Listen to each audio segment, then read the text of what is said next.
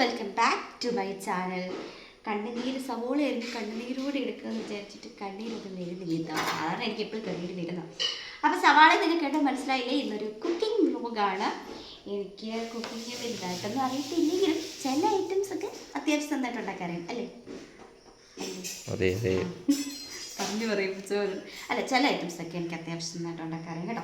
അപ്പോൾ നിങ്ങളിപ്പോൾ തമിഴിൽ കണ്ടിട്ടുണ്ടായിരിക്കും. ഇന്ന് നമ്മൾ സ്റ്റൂ ആണ് ഉണ്ടാക്കാൻ പോകുന്നത്. സാധാരണ സ്റ്റൂ എല്ലാവർക്കും ഉണ്ടാക്കാൻ കുറച്ച് സമയം എടുക്കും, പാടാന്നൊക്കെ പറയും. കാരണം തേങ്ങാപ്പാലൊക്കെ യൂസ് ചെയ്ത് ഉണ്ടാക്കുന്നുണ്ടായിരിക്കും. അപ്പം ഞാൻ ഇന്ന് തമിഴിൽ പറഞ്ഞ പോലെ തേങ്ങാപ്പാൽ യൂസ് ചെയ്യാതെ അതിന് പകരം ഒരു ഐറ്റം യൂസ് ചെയ്താൽ നമുക്ക് അടിപൊളിയായിട്ട് സ്റ്റൂ ഉണ്ടാക്കാൻ പറ്റും.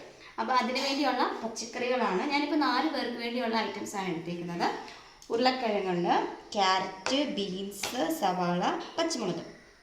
ഇപ്പം നിങ്ങൾക്ക് 4 പേര് കൂടുതലുണ്ട്, അതനുസരിച്ച് പച്ചക്കറികൾ എടുത്താൽ മതി. അപ്പം നമുക്ക് സ്റ്റൂ എങ്ങനെ ഉണ്ടാക്കുന്നത് നോക്കാം. ഇതാണ് നമ്മുടെ ഐറ്റം.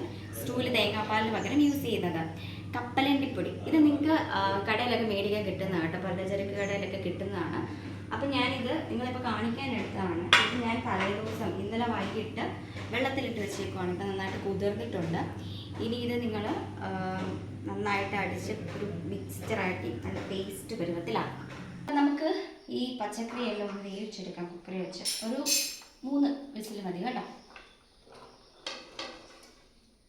ഇനി ഇത് ഇതിനകത്തോട്ട് ഇടുന്ന ഐറ്റംസാണ് കറുവാപ്പട്ട, പെരിഞ്ജീരകം, പിന്നെ ഗ്രാമ്പു, പിന്നെ ഇതിൻ്റെ പേര് എനിക്ക് അറിയത്തില്ല, ഒരു പൂ പോലത്തെ സാധനം. മസാലക്കൂട്ടൊന്നും ഒന്നും കിട്ടും. അപ്പോൾ നമുക്ക് ഇതും കൂടി ഇതിലോട്ട് ആഡ് ചെയ്യാം. കുറച്ച് മതിയേ.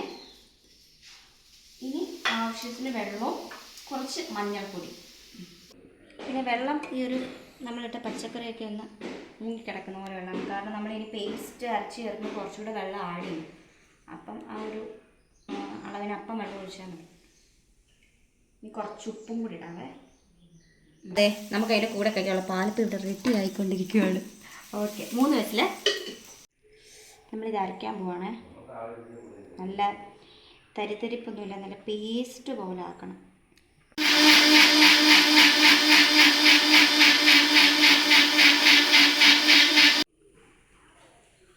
Okay, set. ഇതിപ്പോൾ ഞാൻ ഗ്യാസ് ഓഫാക്കി 3 വിസിൽ അടിച്ചിട്ടുണ്ട്. ഈ എയറൊക്കെ പോയിട്ടുണ്ട്. ഇനി നമുക്കിത് ഓപ്പൺ ചെയ്യാം.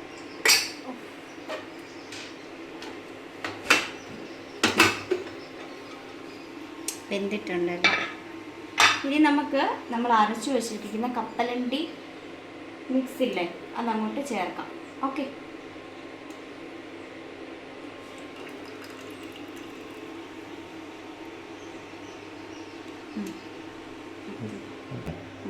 ഇത് നമ്മുടെ സ്ഥിര അമ്മമാരൊക്കെ ചെയ്തത്. മിക്സിയിലുള്ള ഒരു അംശം പോലും നമ്മൾ കളയരുത്. അതിനകത്തുള്ള എല്ലാം കൂടി ചേർത്ത് ആവശ്യത്തിന് വെള്ളം ചേർക്കുക കേട്ടോ. ആവശ്യത്തിനുള്ള വെള്ളം ഒഴിച്ചിട്ടുണ്ട് മിക്സ് ചെയ്ത്.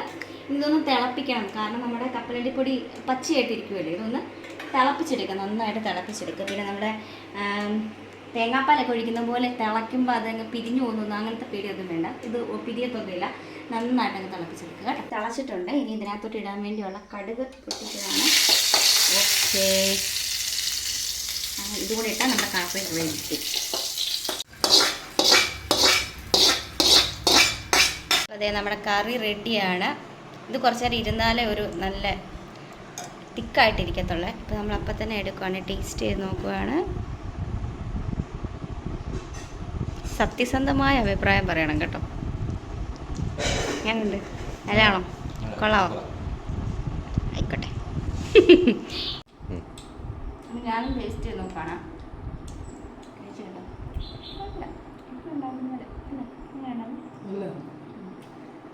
അപ്പോൾ എല്ലാവരും ഒന്ന് ട്രൈ ചെയ്ത് നോക്കുക, സ്റ്റൂ ഉണ്ടാക്കി നോക്കുക. അപ്പം അടുത്തൊരു വീഡിയോ കാണാം. ബൈ.